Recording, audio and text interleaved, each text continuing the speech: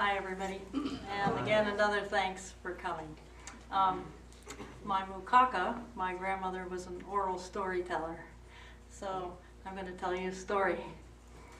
In 2003, I was watching the Oprah show, and she went to Africa, and Oprah took backpacks and shoes, and she passed out all these things to these kids in South Africa, and I said, gee, it would be so great to do something like that. I was very inspired.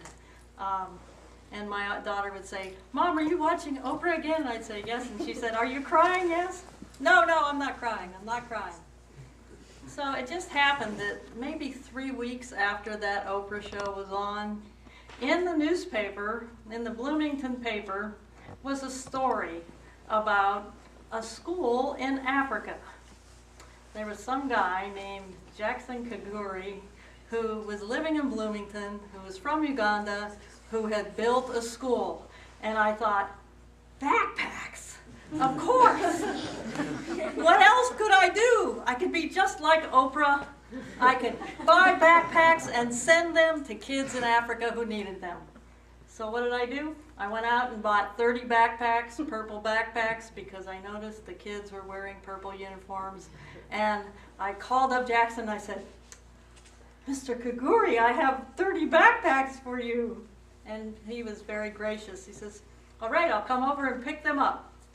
So I was working at IU, so he comes over and I've got this huge box for him, not even thinking about that he was going to have to take these backpacks to Uganda or anything. And so that's how it started. 30 purple backpacks.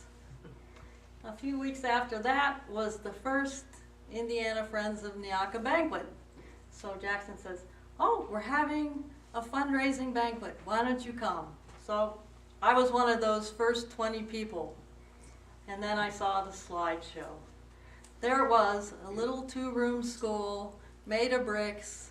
And I don't even know if you had a floor then in the school. I think they just had the walls were up.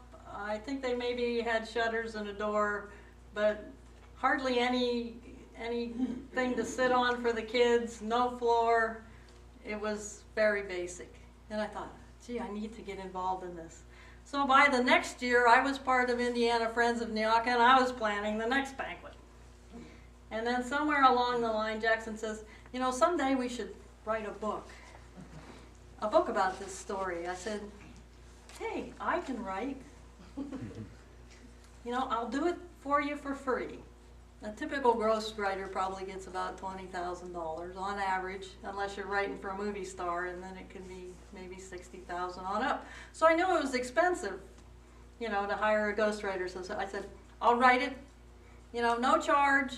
If the book gets published, good, we'll both make some money. If not, you know, nothing's lost. So I said, so we started the talk, and I said, boy, this story got more and more interesting as time went on about his childhood and growing up in Uganda and the building of the school. And I said, well, I better go over there to see the place. So there I was, 49 years old, going to turn 50. I thought, gee, this will be great. You know, my starting a new outlook on life. You know, before my 50th birthday, I'll go to Africa. So we fly over there together, and he has this friend who's you know, brings tourists to Uganda, and he had some things planned for me, like whitewater rafting on the Nile River, which I thought, well, what the heck? How often do you go to Africa and go whitewater rafting on the Nile? So I was crazy enough to do that. And I don't even know why I'm still alive today. I didn't get any terrible diseases, the crocodiles didn't eat me, and here I am today, crazy Mzungu, white woman. We did that, went gorilla tracking up in the mountains where I thought I was going to die because it was all uphill, believe me. Then we arrived in the village. It's like an all-day trip to get out to the village, and you go down and then go way down, and the road is horrible, even worse than the street I live on, and goes all the way down, comes up, and it's dark by the time you get there. And as we're coming into the village, I see one single light down the road. It's the school. There's a single solar-powered light, the only light in the whole village. And I go, wow. The next morning, we stayed as mom and dad's, and they actually had a bed that I didn't have to sleep on the floor or anything, so it was a very modern facility. And the next morning I wake up and there are kids outside of the window giggling. It was kind of like being Britney Spears when you're over there. Just there, Mazungu, Mazungu, you know, everybody's waving, saying hello and everything. And I had a wonderful trip, got to know the wonderful kids, and we wrote this book together.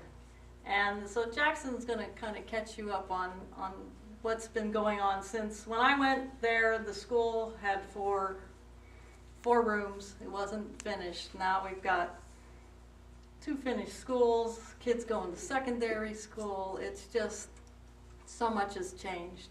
But I am so happy to be part of this story. And to quote the book here. Said, and I remember the words the choir sang to welcome me.